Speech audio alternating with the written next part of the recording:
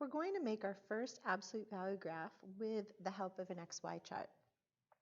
As we've mentioned in previous videos, when you aren't sure how something's going to turn out, it's usually a good idea to keep your numbers relatively small, but to make sure that you have some positive and some negative numbers to work with, as well as to take a look at what happens at 0.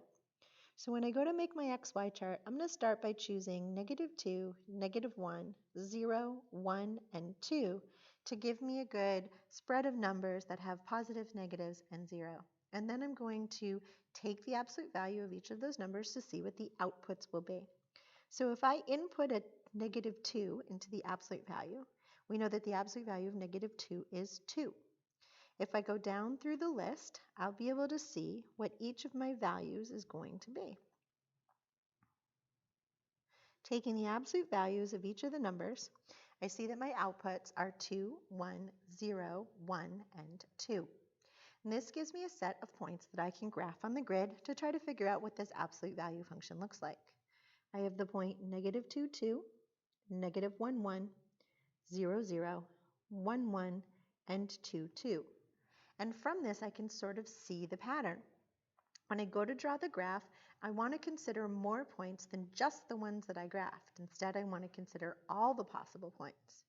When we look at this absolute value graph, we see that each side looks an awful lot like half of a line. We have one line going up and to the right, so we can sort of see that these points would keep going up with a slope of 1 to the right. So I've got half of a line moving up to the right. And then the similar thing is happening on the left. These points are going to continue to go up and to the left on this 45-degree line, and I'll draw the other half of a line pointing in this direction. We want to be in the habit of making sure we label some points. So I'm going to label the vertex at 0, 0. The vertex is the point where the two half lines meet. And then I'm going to pick any points I want going up the right side. I need 2 of them. I'm just going to pick these 2 because they fit nicely in the space. And then on the left side, I'll try to pick a couple of different ones because that gives us a little bit more information about what's going on the graph. In the next problem, we already have a little bit of an advantage because we have an idea of what this graph should look like. So when I start out, if I imagine plugging in my -2, -1, 0, 1, 2, I know my outputs are going to be a little bit different for g of x, but I have this sense that overall the graph should form a V. So if I go and do the arithmetic, for example, if I start with the absolute value of -2 plus 3, I know that's going to be 2 plus 3, or 5. And then I can work out the rest of the arithmetic. Just as we saw with the previous absolute value problem, our numbers start out going down, but then they turn around and go back up again. So our inputs are still -2, -1, 0, 1, 2, but our outputs are 5, 4, 3, 4, and 5. If I go to graph on the grid, just like I did before, I'm going to start with -2, positive 5,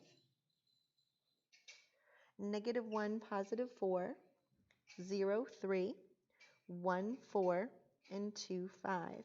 And then I can see how that would continue up to the right and up to the left. So I can draw the whole graph, not just the points I calculated, and put arrows on the ends. Now, we're going to change colors so that we can see these two things next to each other on the graph. Notice h of x also has an absolute value function. But this time, there's a negative in front of the absolute value, so we have to wonder what's going to happen there. So I'm going to start with my same values as before, -2, -1, 0, 1, and 2. And I'm going to see what happens when I plug each of those values into the absolute value. But this time, after I take the absolute value, I'm going to take the opposite of each of those numbers.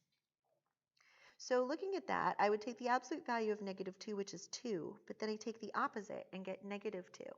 Working my way down through the arithmetic, I can see that I'm going to get negative numbers for everything except 0, because 0 doesn't have an opposite. 0 is the only number that's neither positive nor negative. So when I go to graph this, I have my vertex at 0, 0, but now the lines are going down to each side. So I can still see how it would continue so that I can draw my absolute value graph across the whole grid, but I can see that this absolute value is upside down. Now, just as before, we should label. I didn't label the blue function yet, so I'll go back and do that. But when we label an absolute value function, we want 2 points down each side, as well as the vertex labeled in the middle.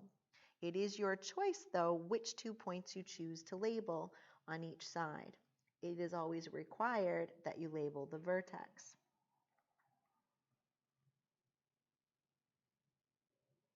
So now we see that both the pink graph and the blue graph are labeled sufficiently. Parabolas are the shape of a graph that we get when we graph a quadratic. A quadratic is something with an x squared in it. Let's start similar to the way we started out with absolute values. We're not familiar with the shape yet, so we need a place to start. Picking a couple of negatives, 0, and a couple of positives works out well when we're kind of going into something blind. We don't know what to expect. So I'm going to take and plug -2 in for each. So I have -2 squared, -1 squared, 0 squared, 1 squared, and 2 squared. Well, -2 times itself is +4. -1 times itself is +1. 0 squared is just 0. 1 squared is 1, and 2 squared is 4. So those are my output values when I do the arithmetic. When I go to graph these, you'll start to see why we require 2 points up each side of an absolute value graph. You might notice that this starts out looking very similar to an absolute value, but then the curve changes. Now, in the future, you're going to start to develop a sense of the pattern, but for right now, as I look at this, I'm like, wait, that's not straight, and everything else that we've looked at so far has been straight. So let's actually try a few more numbers. What if we extended this XY table a little bit? Let's try 3 and 4. If I square 3, I get 9, and if I square 4, I get 16. So let's go ahead and see what we can manage to graph. It looks like 416 will be way too big to put on the graph, but 3, 9 I can fit. Now if you start to look at this, notice how each point has some symmetry. There's a point that looks like it's reflected across the y-axis. So if 3, 9 is a value, it would make sense that -3, 9 would also, -3, 9 would also be a value. When I go to draw this shape in here, it's very important that it looks rounded and not pointed at the bottom. That's going to be one of the key features for realizing that this is not an absolute value graph. My vertex is at the point 0, 0. I have the point 1, 1 and 2, 4. I also have the point -1, 1 and -2, 4. Especially where some of the points on the absolute value graph are also on the parabola, it's really important that we label a couple each side so that these two graphs don't start to look too much alike. Now, if you look at the graph of g of x, not only is there a negative in front of the x squared, but we're also being asked to add 1. So there are some elements of some previous problems coming into play here. Let's take a look at our xy chart. And just as we've done before, let's start with -2, -1, 0, 1, 2 as we start to look at our arithmetic. So we've got the opposite of -2 squared plus 1, the opposite of -1 squared plus 1, the opposite of 0 squared plus 1, the opposite of 1 squared plus 1, and the opposite of 2 squared plus 1. Talking you through the first bit of arithmetic, first I need to square -2. So -2 times -2, as we know, is 4. But then I'm taking the opposite of 4 and adding 1 to get -3 as our first value. I'm going to take a minute and do the rest of the arithmetic out on pause. We can see that this follows a familiar pattern where we have some numbers that are repeated, but notice this one is going to go upside down again because of that negative in front. We have -3, 0, 1, 0, -3. So if I go to graph this, my vertex is at 0, 1, but notice my next points are at 1, 0, and -1, 0.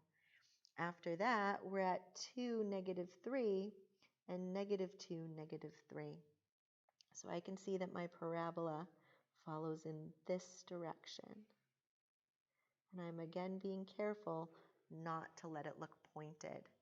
It's going to be a little bit difficult to label, but I can squeeze in my label for my vertex, for my 1, 0, 2, -3, -1, 0, and -2, -3. And I'm very glad I have two colors going on here to make it a little bit easier to keep the two parabolas straight.